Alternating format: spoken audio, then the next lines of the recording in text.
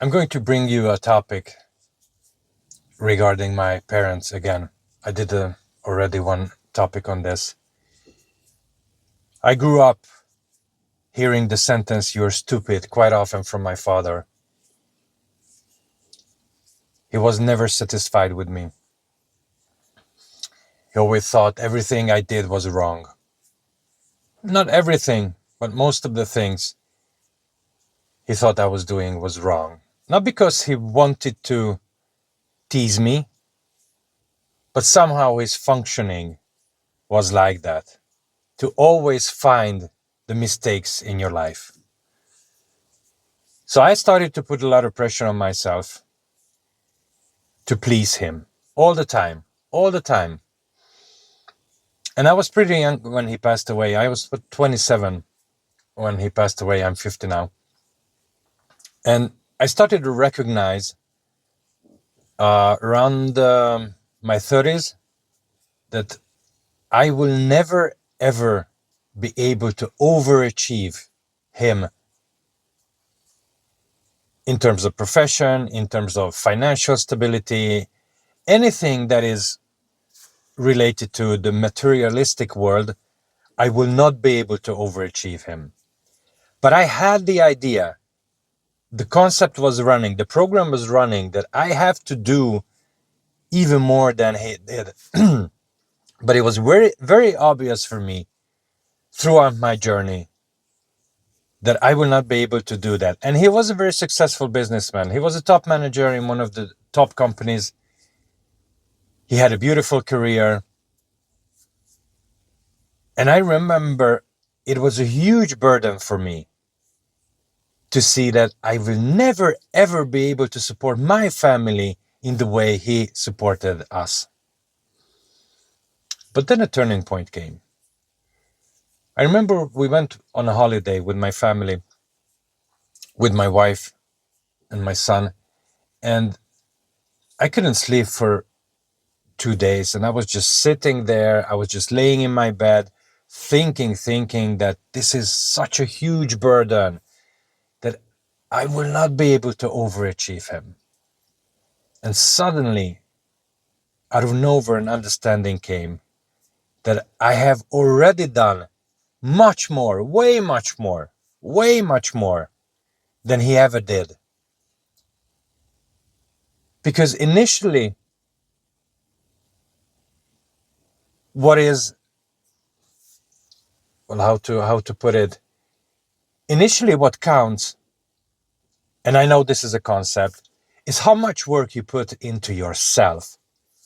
And I didn't see my father working on himself. He worked a lot to grow himself from materialistic point of view, to gain more, to learn more, to learn. But he was always developing the personal identity, and the purpose was to gain more and more and more and have financial stability and it was all mind. It was all the mind. Without knowing it, of course. He was very unconscious. He just had programs running and he kept on following those programs. So I said to myself, I've already done so much for myself. I've been struggling with anxiety since my 20s. I worked on that. I worked on trying to survive on an everyday basis, trying to work my life through on an everyday basis. So this is a huge work I have put into myself. So I've done already much more. And I know this is a concept. This is self-hypnosis, but still the burden just fell off me.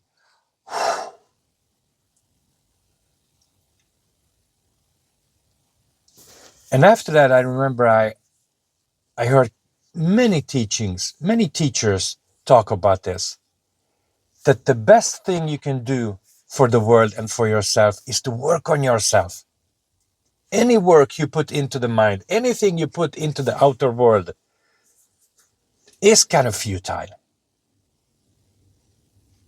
The best thing you can do is to work on yourself. That is one understanding. That is one big understanding. The other one is that you can compare yourself with others. Everyone has their own unique spiritual path. First of all, there is no personal identity who compares itself with others. And there's no one to be compared with. But if you don't if you don't look at it like that, because you are still dwelling in the personal identity, still life is not a competition. It cannot be a competition. Every path, even if it's spiritual or not spiritual, it's very unique. It's like comparing a apple with a pear. It's not possible, and it shouldn't be done. Not to talk about that everything is happening by itself. So comparing is just very, very futile.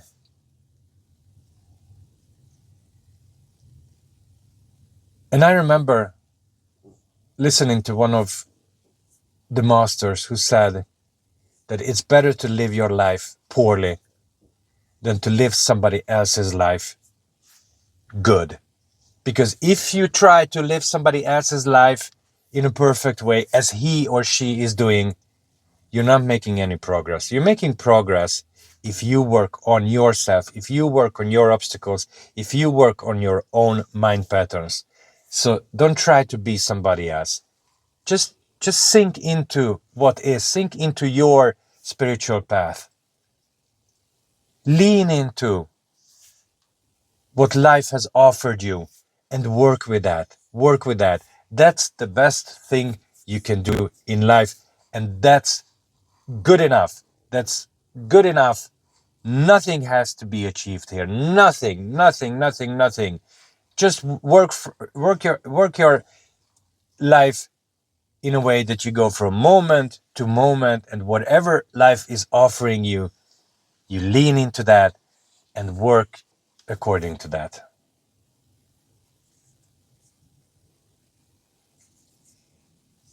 And learn how life is guiding you. Thank you very much.